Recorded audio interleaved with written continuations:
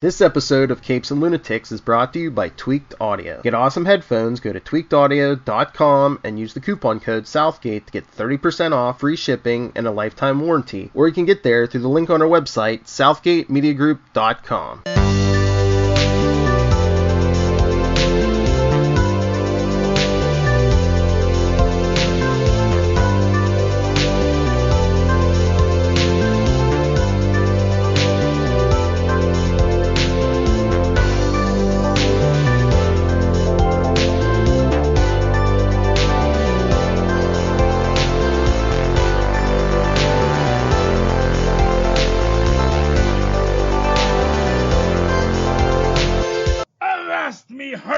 And welcome once again to Full Stream Ahead. I'm your host, Charlie, the Professor Esser, and with me, as always, is my skinny rich friend. It's Mozz. Hey, Mozz. Welcome back to Full Stream Ahead, Southgate Media and the Capes and Lunatics only show, well, probably not only show, but for randomized streaming television content for you to enjoy. Tonight's episode, The Mandalorian, Season 1, Chapter 7, The Reckoning.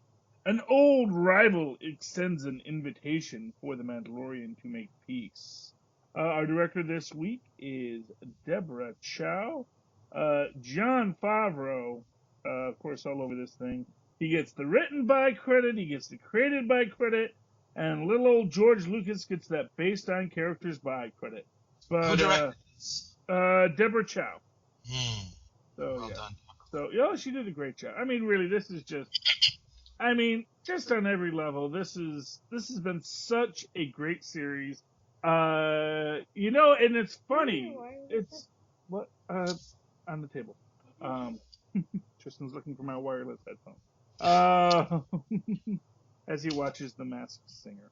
Anyway, this is just what's weird about these episodes is that there's so much story in them, and it just seems like it takes so much longer than all the other episodes, but I really don't think they're that much longer, Were they longer? I didn't get that sense. Oh, well, I guess, no, it's not so much that they're longer, just there's so much more story. We get the whole gang together. We go back to the world. We have the whole,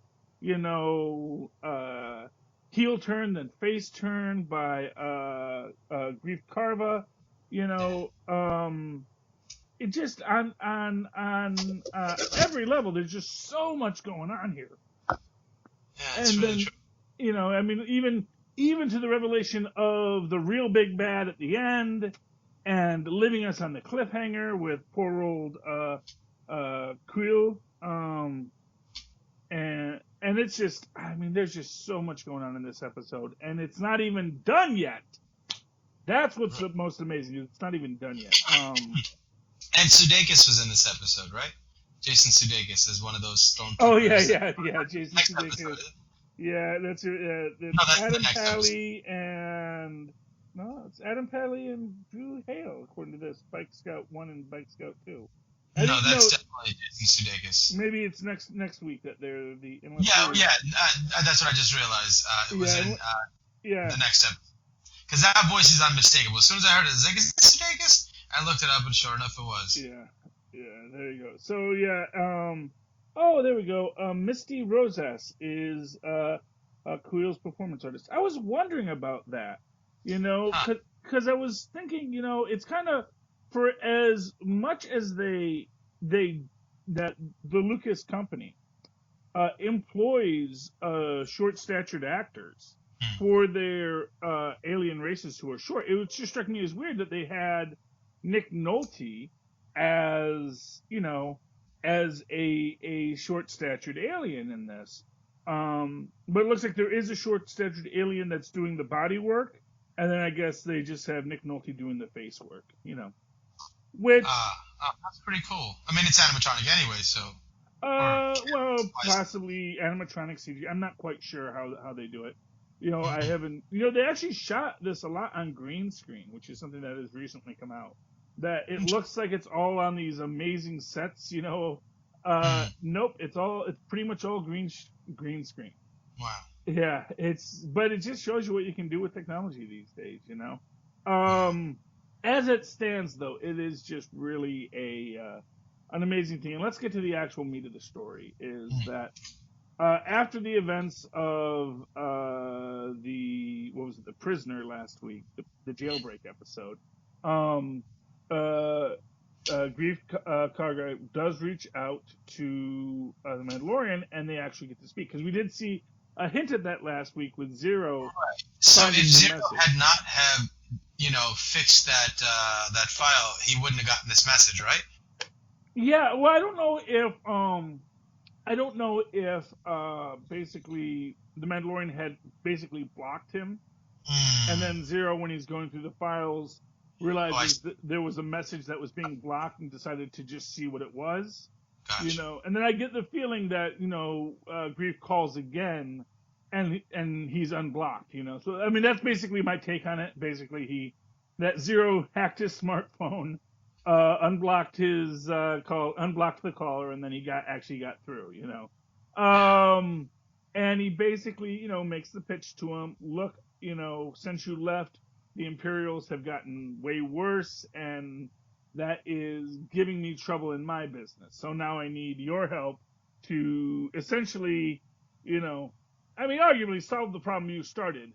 Although one could argue that, this problem was going to come regardless, that the Empire, as you know, was going to extend its reach, So once they got this, that wouldn't have been the end of it. And, one of these kind of questions. But the Mandalorian decides to take the deal because he knows, essentially, there's nowhere to run. There's nowhere to hide. There's nothing he can do. And tactically and strategically speaking, he would want to get these people together. Now, if they're presenting him an opportunity where they'll just do it for him, they just have to exist under the pretense that they're the one in control. Each one is playing the game with each other, so it's kind of convenient for him, too. Well, yeah, exactly, and I think Caro's character says as much. It's like, this is a trap. He's like, yeah, I know. That's why I'm Cara Dune, played by Gina Carano. I'm actually really hoping they cast her as She-Hulk. I mean, that's like one of those rumors out there. Perfect. I think it would be perfect. But I really feel like that is what they're. I feel like that's the whole thing. Is like she says, no, this is a trap, and Mandalorian is like, yeah, I know, that's why I'm bringing you, because he knows, we need the I need the backup, and the experienced backup. Yes, and then they make the point about you need someone to watch the baby, because the baby, and that's another one of these things where it's like, I wonder if the baby, and again, like I said, I don't think it's really a baby. I think we think it's a baby because it's small and it's cute. And we're overlooking the fact that it is 50 years old. We're assuming that because it can't talk that it must be a baby, not even realizing that most of the creatures we meet on this planet or in this show often can't talk, or they speak their language. And, Yiddle may just be speaking tridactyl. It's just none of you understand it, Right, because it's not a verbal language, I guess. Yeah, well, exactly. Well, as I've said, it's like most likely, tridactyls, if they're all this force sensitive, probably communicate, via the force. Right. And I get the feeling like Yiddle knew that they were taking him back to the planet. And that's why he tries to fly the ship. Like, he's like, nope, not going back there. And, that it's not just a baby grabbing the controller. I get the feeling it's a baby, and for what it's worth, intentionally turning off the autopilot and redirecting the ship, Because you think about it, something like that has to be on autopilot if you walk away from it. I mean, you're going at, near the speed of light. Or probably, near the speed of light, because you're not in hyperdrive, but you're cruising along near the speed of light. You don't leave that just on. You don't just assume that you're pointed straight. It's just going to keep on going straight. So yeah, I get the feeling that Yiddle turned it off and then tried to drive out of there. But of course, driving a starship's not that easy. Yeah, I can see that. They go to get Kuil, and and this is what I'm saying about all this story. It's like, okay, so here's Cara Dune's story. Here's Grief Carver's story. And now we're gonna get Quill's story about how he found IG-11 and put him back together. And you get to have the Mandalorian being, oh, I don't like droids, as he does. But then they all get together. You get a lot of the tension between Cara Dune and Khalil, because Khalil obviously worked for the Empire, but as he says, bought his freedom, which isn't enough for Cara Dune. But it's yeah. The best argument he made was saying that he was sold into indentured servitude. He didn't serve the Empire, Yeah, I know, and that's fair. But as I said, this is one of the things I found most interesting. He says, sort of my labor for 4 of your human lifetime, which actually suggests he wasn't sold to the Empire. He was sold to the Republic. Oh. Because remember, the Republic did allow slavery. Huh. Yeah, people forget that. He was working for the Republic as an indentured servant. Wow, that's fascinating. Because it hasn't been 4 human lifetimes. It's only been literally 1 human lifetime. This is taking place after, at most it's been 2 human lifetimes, because you have Anakin's life, and then you had Luke's life, and this is taking place just after Return of the Jedi, So it's not been 4 human lifetimes. And so yeah, he started as a slave to the Republic, which again also shows why he's maybe way less concerned about, oh, you're the Republic, or oh, you're the Empire. It's like, I am my own man, and I am living my life unadorned to any of y'all. Because he's seen slavery on either side. Exactly. And, but they do all get together. They do all start working together. And we get the great scene with, when Mando and again, this situation where Mando and Cara Dune are arm wrestling, and Yoda goes to Force choker. Which again is just this thing where, you realize how far along that is. It is such a dark turd for Yiddle, because that is a dark side power. We never see anyone on the light side, Force choking someone out. Right, but isn't that sort of a matter of how you interpret the Force, or is there like a dark force and a light force? Well, that's an interesting question. So, there's the light side and the dark side of the Force. Him, struggling with, hey, I can do both these things. Why wouldn't I? Well, and I don't think he's learned.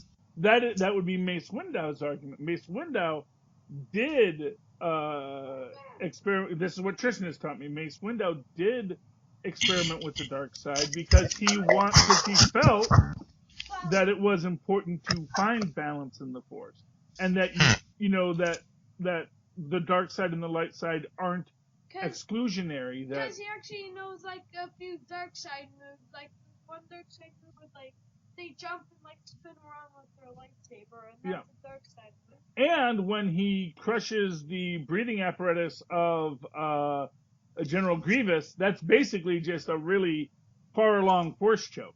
When you think about it. So that's what Mace Windu did. That's the Samuel L. Jackson character. His character canonically kills General Grievous by essentially crushing he didn't his. Kill him. That's the reason why.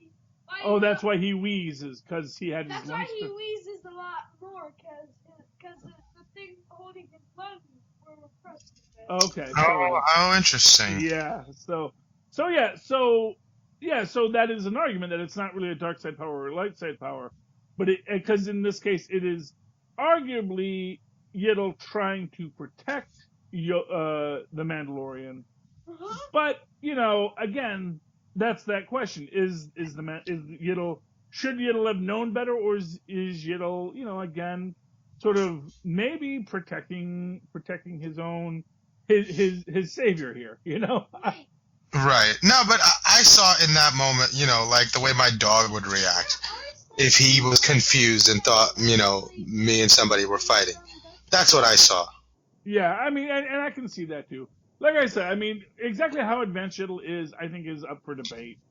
I think there are things he is advanced with, but I think there are things that he is still childlike about. Yeah, and it can be that he's also trying, because, and again, as we has very little social Right. rearing, I mean, really, as far as we know, Yiddle has lived on its own for 50 years. We don't know, that it was taken from a pterodactyl group or what. We just know that it's here. I like the point they made about, Yiddle not most likely isn't a clone because they don't make clones that ugly. What's your question, Tristan? So there's some Star Wars characters who actually did use Sith Lord powers, like Plo Koon. He actually once used Force Lightning, and also I forgot the rest. Okay, no problem. If he comes back to you, let me know. So a lot of characters have used powers that maybe are not that the power itself from the Force is not necessarily light or dark, though we do see certain behaviors common among the light side and the dark side.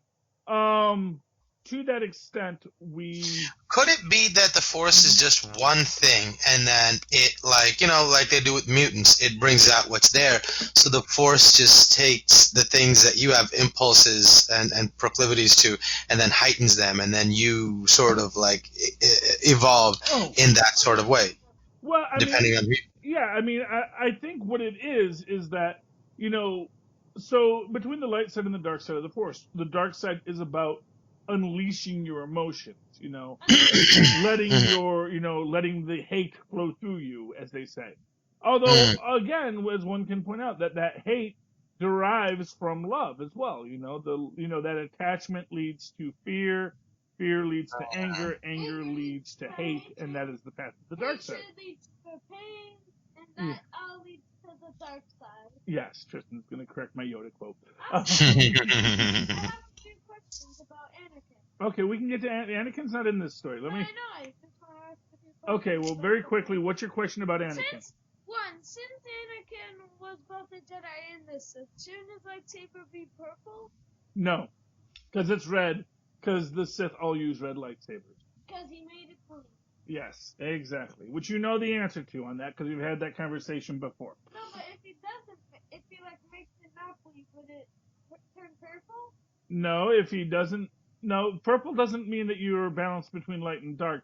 I forget exactly what purple means, but it does have a symbology. And same with that green has a symbology, and yellow has a symbology. Green, I think, is more wiser.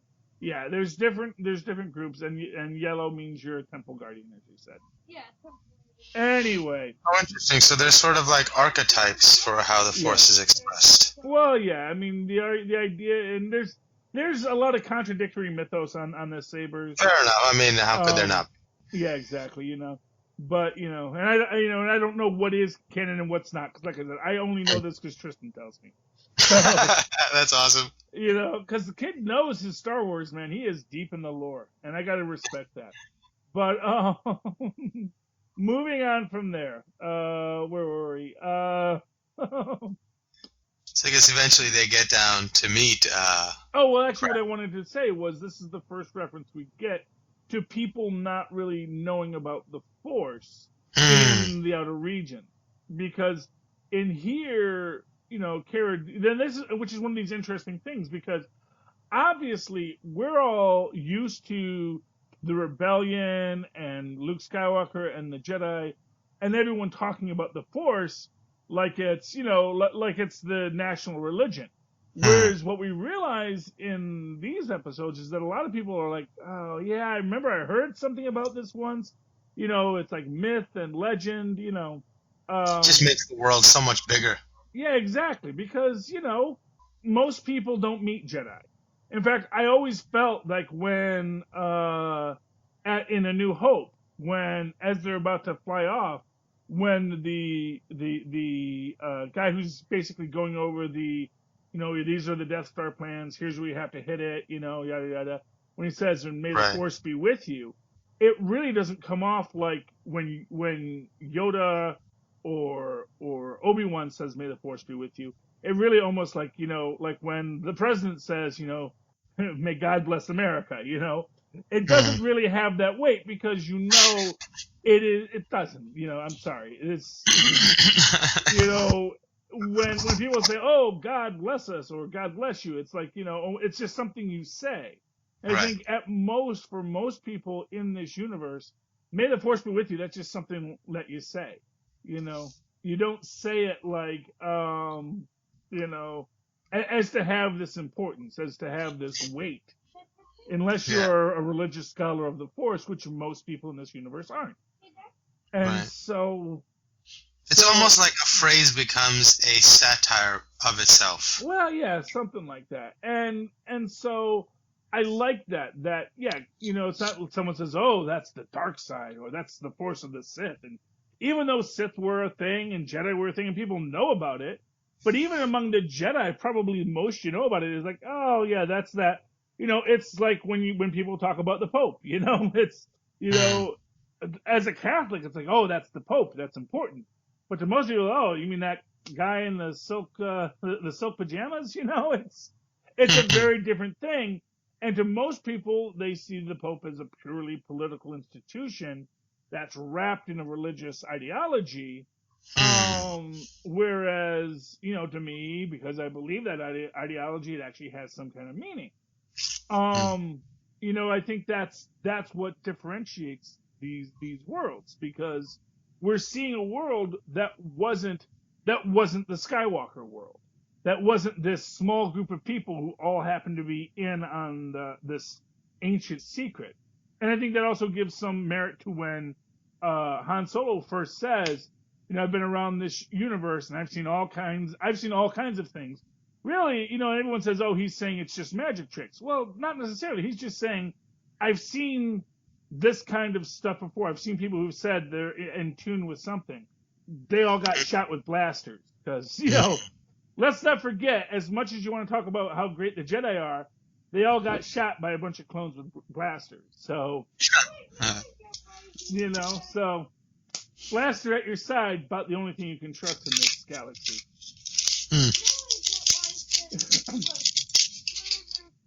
Well, that and your towel. You gotta come close if you want to say something. Now I understand why he said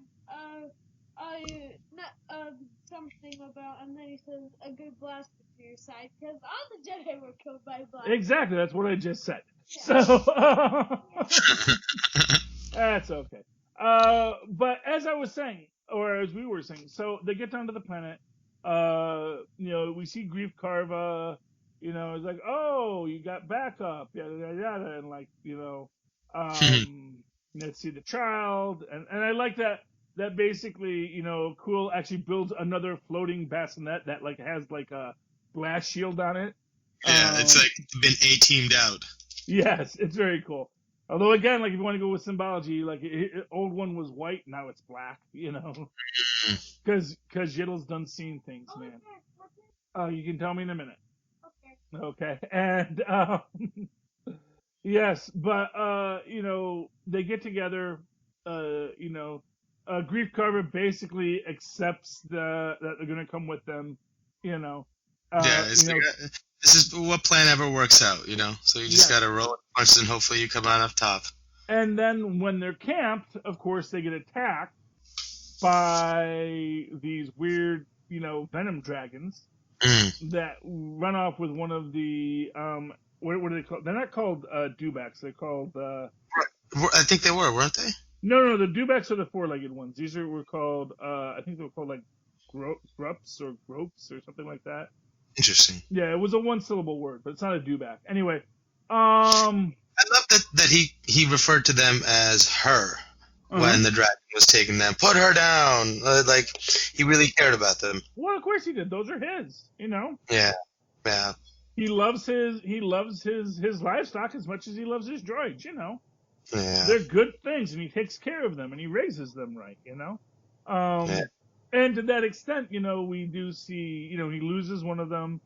I think they actually lose two of them because, Yeah. because at the end we see that he's the only one getting the right one. Everyone else has to walk. Right, because the last one was the one that the dragon slumped on top of, and you thought, oh, maybe that one will be fine, but no, that one. Apparently not. Well, because apparently the dragons are full of poison, and when Grief, Well, yeah. when Grief gets cut, of course, he starts dying from the poison, and then Yiddle heals him, which is awesome because, of course, we hadn't seen that yet. And again, goes to this idea of Yiddle having this awareness and this ability to move beyond it and really solve a problem and see what's going on with the problem. Yeah. And that, of course, leads to Grieve basically betraying his minions to basically help out the Mandalorian because Yiddle saved his life and he's not going to turn over Yiddle after this. So, that's pretty beautiful in its own way too. And like, part of me thinking he knows he's dealing with the Mandalorian. He can't possibly expect for this plan to have worked. And if you watch his performance there, he's almost like going through the motions of saying it when he knows the Mandalorian is not going to buy this silly little ruse.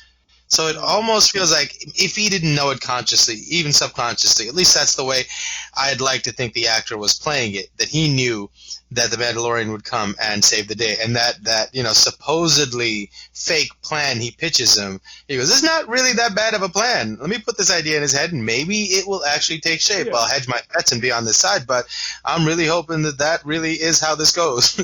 Well, yeah, I mean, without a doubt, he knows, it's like this, because as Cara Dune said, it's a trap. He's like, of course I know it's a trap. Yeah. And what Grief Karga is betting on is like, of course he's going to know it's a trap. Right. But if I can get him to the spot of betrayal, I might get him to lower his defenses just enough to get the child away from him.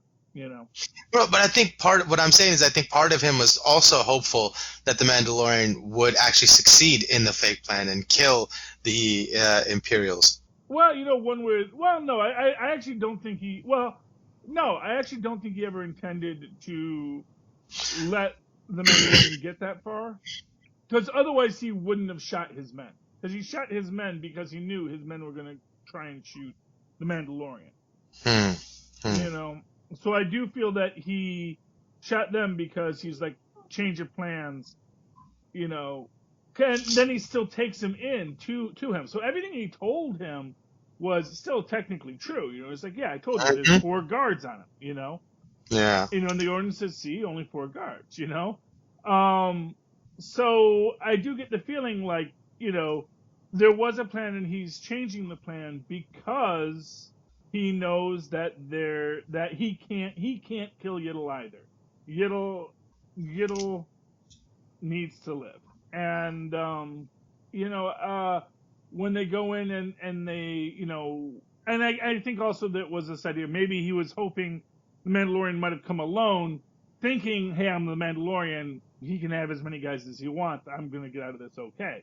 Got my Beskar armor and all that kind of stuff, And so when he does have backup, I think that that becomes problematic. It's entirely possible he was expecting the dragons to come and maybe felt that, if he had just been the Mandalorian, maybe the dragons could have taken care of the situation for him.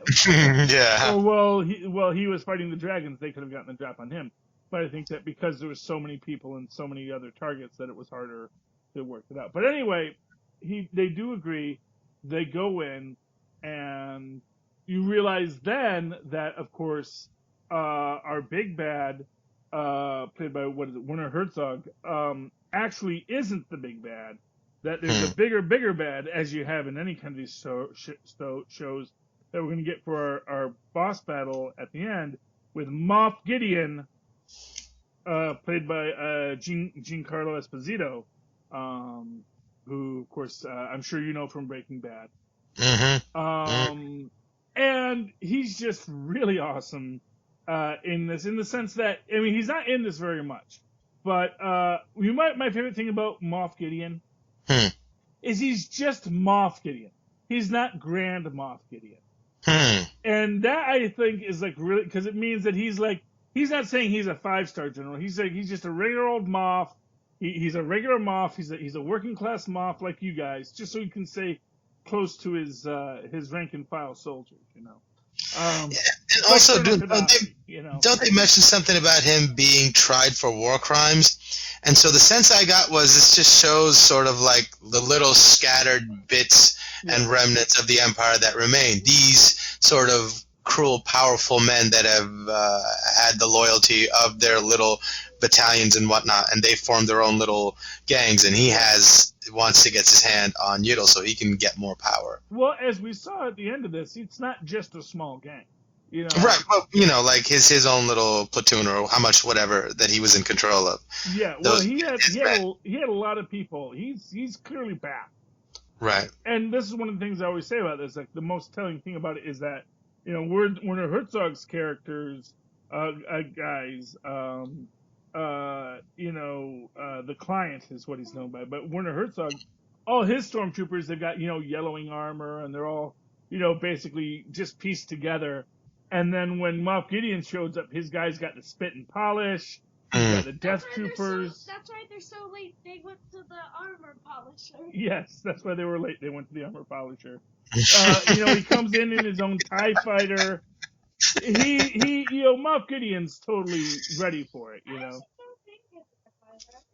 And, of course, and then this is, in many ways, kind of the saddest part of it is that, of course, you know, Kuiil is riding back to take the child back to the ship. And, you know, after they shoot the Client, and they realize they can't get, you know, they call to Kuiil to say, you know, get the child to the ship as fast as you can. You know, the whole deal's gone south. But because, and this is the thing, because Kuiil worked for the Empire, the communication he has is on the Imperial frequency. And that's why they intercepted it, because, and, you know, you think about it, like, Kuiil never even thought about that, oh, yeah, that's the frequency of the Empire. He just knew that that's the frequency that you broadcast these things on, you know, and that the communications equipment he had is going to be tied into what the Empire, and that's how they are able to fly out and chase after him, and, you know. I gave that half a second of thought, and then I was like, it just must be, you know, an unsecured channel in an emergency or whatever. But I like that a lot. That's really cool. Yeah, I mean, that's how I figured. Because I gotta imagine that, you know, I got to figure that, you know, that the rebels are communicating on some kind of a, you know, different kind of signal. Although, yeah, it could also just be that, yeah, it was an unmasked signal. I mean, it could be something as simple as that he doesn't have a scrambled signal between the two communicators. But I mean, you know, that just seems odd too, you know. So I actually kind of feel like it had to be just because it was Imperial tech that he was using. Right. Even though he rebuilt it probably over and over again, it was still made from that old Imperial tech. It's running. Oh, that's great. The same old parts, and you know, we don't see what happens. You know, what we get in this is we see, you know, the battle goes on, and our guys are basically at the Alamo here. They're hunkered down, but they don't have a way out either. And of course, you know, we see that the speeder guys go after Kuiil, and our very last scene is seeing Kuiil on the ground and the baby on the ground, or the child on the ground too, and you know, which is disturbing in and of itself, just seeing little Yiddle on the ground. Oh, but that is where this episode ends. So the speeders don't come into frame just yet. That's the next episode? No, we saw the speeders chasing after them, and we saw them take not in the frame at the end. Yeah, they don't. You see Yiddle on the floor. Gotcha. Yeah, they don't. We don't see them picking up Yiddle yet. That's next week. But as it is, that's the story as we have it, and it is quite a disturbing story. I mean, you know, It's classic Star Wars. It's your basic Empire Strikes Back episode. It's like, oh no, the villains are triumphant. What will we do? And, now we're going to have to wait till next week to find out. Any final thoughts on tonight's episode, Mozz? No, I thought it was a phenomenal episode, and as I was getting ready to think that's the best episode of the season so far until I saw the next one. Yeah, this has been great. This has been the penultimate, take a drink, woohoo, episode of The Mandalorian. Mozz, if people would like to talk Mandalorian, Black Mirror, or anything else with you, how can they find you? Or they can email me at mozzmanzoor@gmail.com, or find me on Facebook under Mozz Manzoor. That's MOZZMANZOOR. And, of course, if you'd like to write to me in that old-fashioned email way the way our Mozz and Paz once did, please do so at superconnectivityblog@gmail.com. That's superconnectivityblog, all one word, @gmail.com. And, of course, follow me on Twitter as I live tweet Agents of S.H.I.E.L.D., which is coming back, and we might as well talk about that over in the Nuts feed. At Charlie Esser, that's CHARLIEESSER. Look for the 2 E's in the middle. For quality. Bing! Thank you, Mozz, and thank you, Tristan, too, for the background vocals. Okay. Avast ye landlubbers, we have come ashore once again. Feel free to disembark and take pictures of the locale. But hurry back soon, 'cause we're going full stream ahead!